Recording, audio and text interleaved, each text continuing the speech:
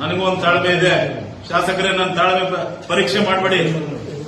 ನಾನು ಪಾರ್ಟಿ ಸಂವಿಧಾನದ ಪಾರ್ಟಿ ತತ್ವ ಸಿದ್ಧಾಂತದಲ್ಲಿ ನಂಬಿಕೆ ಇಟ್ಟವರನು, ಸಂವಿಧಾನದಲ್ಲಿ ನಂಬಿಕೆ ಇಟ್ಟಿರೋನು.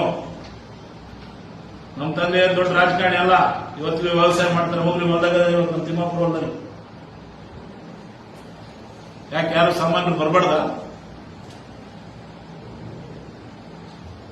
ಕ್ಷೇತ್ರದ ಕಡೆ ಕಾನ್ಸಂಟ್ರೇಟ್ ಮಾಡಿ. ಇನ್ನೂ 2.5 ವರ್ಷ ಸರ್ಕಾರ ಇದೆ, 75 ವರ್ಷ ಆಗ್ಲಾರ್ದಿದೆ. ನಾನಂತೂ ಪ್ರಯತ್ನ ಮಾಡ್ತಾ ಇದ್ದೀನಿ, ನೀವು ಪ್ರಯತ್ನ ಮಾಡಿ. ನಿಮ್ಮಿಂದ ಏನು ಒಳ್ಳೇದಾಗುತ್ತೆ, ಕ್ಷೇತ್ರದ ಜನರಿಗೆ ಒಳ್ಳೇದು ಮಾಡಿ. ನನ್ನಿಂದ ಏನು ಒಳ್ಳೇದಾಗುತ್ತೆ ನಾನು ಮಾಡ್ತೀನಿ. ಅದನ್ನ ಬಿಟ್ಬಿಟ್ಟು ಒಣ ರಾಜಕಾರಣ ಮಾಡಬೇಡಿ. ನೇರವಾಗಿ ನಾನು ಶಾಸಕರಿಗೆ ಹೇಳ್ತೇನೆ, ಇವತ್ತೇನಾದ್ರೂ ಮುಂದೆ ಏನಾದ್ರೂ ಘಟನೆಗಳು ನಡೆದ್ವೆ, ನಮ್ಮ ಕಾರ್ಯಕರ್ತರ ಮೇಲೆ ಆಗ್ಲಿ, ಯಾರ ಮೇಲೆ ಆಗ್ಲಿ ಏನಾದ್ರೂ ನಿಮ್ಮ ದೌರ್ಜನ್ಯಗಳು, ನಿಮ್ಮ ಗುಂಡಾಗಿರಿಗಳು ನಡೆದ್ರೆ ನೇರವಾಗಿ ನೀವೇ ಶಾಸಕರೇ ಹೊಣೆಗಾರರು. ಇದ್ರಾಗೇನು